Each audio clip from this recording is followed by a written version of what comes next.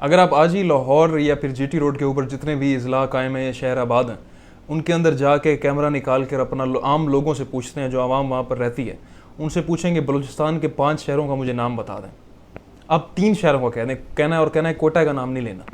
आपको मैं गारंटी दे रहा हूँ 5 में से 4 लोग इस चीज़ में नाकाम हो जाएंगे। यानी वो नहीं बता सकेंगे कि पाकिस्तान के सबसे बड़े रकबे के लिहाज से जो सूबा है पाकिस्तान का, जहाँ से कितनी इंपॉर्टेंट रिसोर्सेज एक्सट्रैक्ट की जा रही हैं, उसके 4 या 5 शहर कौन कौन से हैं कोयटा को निकाल कर। या अगर ये नहीं होता ना, आप उनसे पूछें कि साउथ पंजाब का ही हिस्सा है ना, साउथ पंजाब के मुझे 4-5 शहरों के कोई नाम यार बता दो। हो सकता है 5 में से 3 आपको नाम बता दें, मुल्तान, सुल्तान, बहावलपुर वगैरह, ये वो रहीम यार खान। उनसे फिर पूछें डेरा गाजी खान किस सूबे के अंदर आता है पाकिस्तान में।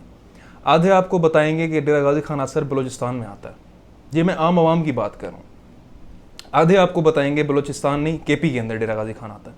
और बाकी लोग जो बच्चे कुचे हैं वो कहेंगे कि यार डेरा इस्माइल खान और डेरा गाजी खान कंफ्यूज हो जाएंगे उसके दरमियान कि ये दोनों एक ही हैं या अलग अलग हैं। हालांकि डेरा गाजी खान पंजाब में है और बाकी तीनों सूबों का जंक्शन है। केपी के भी की तरफ भी रोड जाती है, सिंध की तरफ भी रोड जाती है और बलूचिस्तान को भी कनेक्ट करता है पंजाब के साथ। और किसी को आइडिया नहीं है कि इस टाइम डेरा गाजी खान में सैलाब ने क्या तबाही फेरी हुई है, क्योंकि हर साल ये काम होता है। इस वजह से एक मरतबा फिर सोशल मीडिया, पहले आम आवाम के अंदर महफिलों में मुबाइसों के अंदर यह बात डिस्कस होती थी कि क्यों मीडिया खामोश है, सैलाब ने जो तबाहकारियाँ फेरी हुई हैं, जो तबाहियाँ फेरी हुई हैं, उस पर क्यों मीडिया खामोश है। इस बार क्या बहस छिड़ी हुई है कि सोशल मीडिया क्यों खामोश है। ये मेरा जो सैलाब के अंदर, एक तो जो बेचारे जलील हो रहे हैं इस टाइम सैलाब की तबाहकारियों की वजह से, जो साउथ पंजाब वाला आवाम जलील हो रही है, एक तो वो, और दूसरे जो ये लोग सवाल उठा रहे हैं सोशल मीडिया के ऊपर बैठकर, उनको मैं कहना चाहता हूं कि भाई व्हाट डू यू एक्सपेक्ट। आप एक प्रिविलेज्ड आवाम से, खवास से आप ये एक्सपेक्ट करते हैं कि वो साउथ पंजाब में भेड़ बकरियों रखने वाले जो लोग हैं, बस्तियों में रहने वाले जो लोग हैं, जो हर साल मर जाते हैं, उनके ऊपर बात करेंगे। वो लोग जिनको ये नहीं पता कि बलूचिस्तान की क्या अहमियत है पाकिस्तान के लिए, या जिनको ये पता नहीं था कि 1971 में जो सूबा अलग हुआ था उसकी क्या अहमियत थी पाकिस्तान के लिए। वही कॉजेज हैं, वही रीजंस हैं। फ़र्क ये है कि वो कौम थोड़ी बेदार थी क्योंकि वो काफ़ी अरसे से स्ट्रगल कर रही थी, तो उसने 71 में आके आपको साथ छोड़ दिया। और अब क्या सूरत हाल ये है कि वो जो सराइकी बेचारा है, जो जलील हो रहा है, वसेब का वासी है, या जो बलोच जलील हो रहा है बलोचिस्तान के अंदर, या अंदरून सिंध के अंदर जो सिंधी जलील हो रहा है, उसकी स्ट्रगल अभी शुरू हुई है। अगर अपर पंजाब के अंदर बैठी हुई political elite, bureaucratic elite, establishment जो लाहौर से बैठकर ऑपरेट कर रही है पूरे पाकिस्तान को, वो ये समझती है कि इन चीज़ों की वजह से फसादात पैदा नहीं होंगे, जिस तरह रिसोर्सेज के ऊपर हक मारा जा रहा है या जिस तरह से कवरेज नहीं दी जा रही, जैसे वो इंसान ही नहीं है साउथ पंजाब वाले जिनकी जानें जा रही हैं और अभी तक बारिशें वहाँ नहीं रुक रही, किसी किस्म का रिलीफ नहीं है। रिलीफ आप नहीं प्रोवाइड कर सकते, आवाज़ तो उठाएं, मीडिया के ऊपर आवाज़ तो उठाएं। अगर आपको ये समझते हैं कि ये लोग आवाज़ खुद अपनी नहीं उठाएंगे और this will not cause problems for Pakistan in the long run, ये रियासत के लिए मसले नहीं पैदा होंगे इस तरह की हरकतें करने से, तो ये बहुत बड़ी भूल है आपकी। बांग्लादेश क्यों हुआ था पाकिस्तान से अलग, उनकी मेन कॉज यही थी कि रिसोर्सेज आप वहाँ की उठाकर इधर लगा रहे थे, इस वजह से वो अलग हो गया। वो अपने बेसिक ह्यूमन राइट्स भी नहीं मांग रहा था, वो मांग रहा था अपना ड्यू राइट।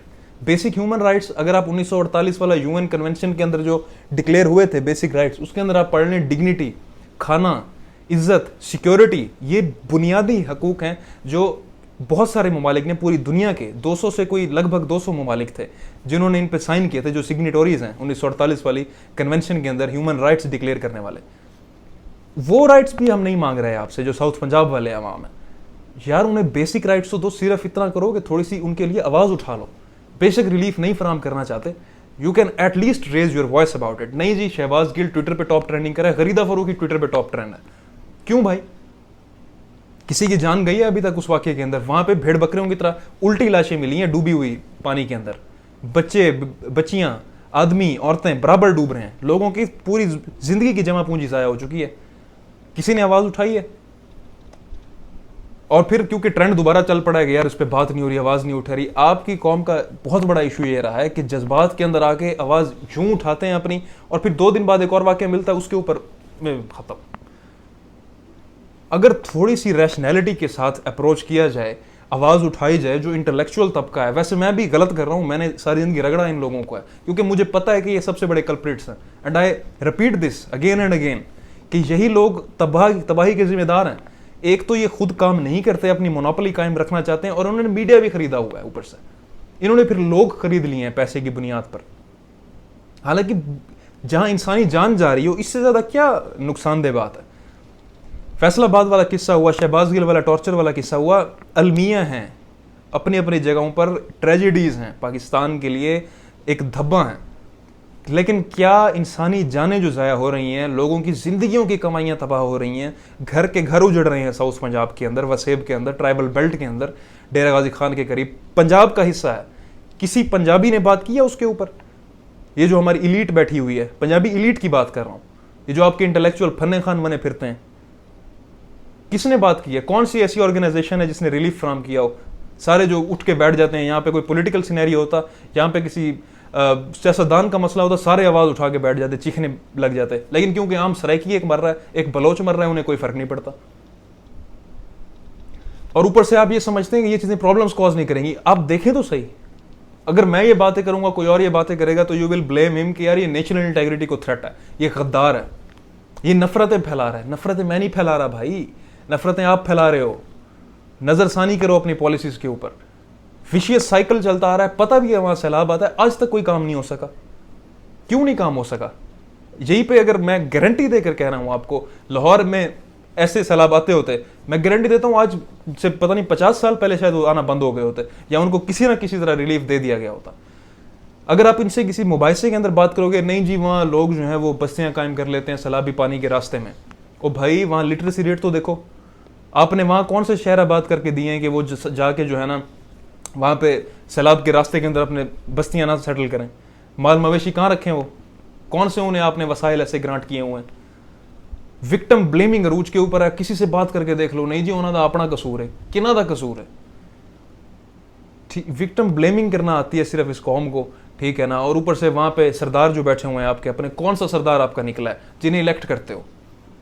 मैं साउथ पंजाब से ताल्लुक रखता हूँ, मैं सरदारों के खिलाफ बात कर सकता हूँ, कोई अपर पंजाब वाला बात नहीं कर सकता इन सरदारों के ऊपर, क्योंकि वहाँ पे मुझे पता है वहाँ एलीट, वहाँ जो अवाम है साउथ पंजाब वाली, सराइकी अवाम है, बलोच अवाम है, उनके पास लीडर्स ही नहीं है। कैसे लीडर पैदा होंगे इन हालात के अंदर? आपने ताकत निचोड़ लिया उनके अंदर से, उसके अंदर इतना मादा ही नहीं है कि वो लीडर पैदा कर सके उस मिट्टी के अंदर। नहीं जी तोड़े तो सरदार, आपने उनके सरदार उनको तबाह किए हुए हैं। तो भाई मेरे वहाँ पे हालात तो देखो। एक बंदे को अगर सरदार नौकरी दिलवा के दे रहा है ना, उसका पूरा खानदान कहेगा मैं सरदार को वोट देता हूँ। इसमें उस बंदे का कसूर है? नौकरियां पैदा करो, स्टेट सिक्योरिटी फराहम करे साउथ पंजाब वालों को कि यार जो जमीनों पे जिनके रह रहे हैं उनको वोट नहीं कास्ट करना, लीडर अपना पैदा करो, मैं देखता हूँ कौन वोट करता है उनको। इतने बड़े बड़े मुरब्बों के वो मालिक हैं जो बैठ के यहाँ से MNA बनते हैं, MPA बनते हैं, फिर चले जाते हैं। मैं साउथ पंजाब का होने की वजह से तनकीद कर सकता हूँ इन सरदारों के ऊपर, क्योंकि मुझे पता है वहाँ के हालात क्या हैं। आप किस मुंह से तनकीद कर रहे हैं? आपने क्या अपने रिसोर्सेज दिए हैं, ग्रांट किए हैं? हमारे पास माजी की बहुत सी एग्जांपल्स हमें मिलती हैं जिनकी वजह से इन चीज़ों ने प्रॉब्लम्स क्रिएट की हैं। आप नहीं रिलीफ फ्राहम कर सकते, आवाज़ उठाएं। आवाज़ नहीं उठा सकते, विक्टिम ब्लेमिंग ना करें, this is the least you can do. Sardar बुरे हैं, ये है, ये मसाइल हैं, करप्शन है, फलां है। स्टेट का काम है इन चीज़ों को रोकना, आम आदमी का काम नहीं है। एक बकरे चलाने वाला किससे लड़ाई करेगा? अपने सरदार से लड़ाई करेगा जो प्राडोस के अंदर बैठ के चलता फिरता है, जिसका अगर बस चले तो उसे गोली मरवा देगा, उसके खिलाफ बात करेगा, उसके खिलाफ वो वोट डालेगा, उसकी पूरी फैमिली को खतरा है। पता किसी चीज़ का है नहीं और उसके ऊपर विक्टिम ब्लेमिंग करनी है, रिलीफ फराहम नहीं करना। थोड़ी सी स्टडी करो। मेरी बात नहीं नेशनल इंटेग्रिटी को थ्रेट लग रही है ना, लगने दो, माजी से कुछ सीखो।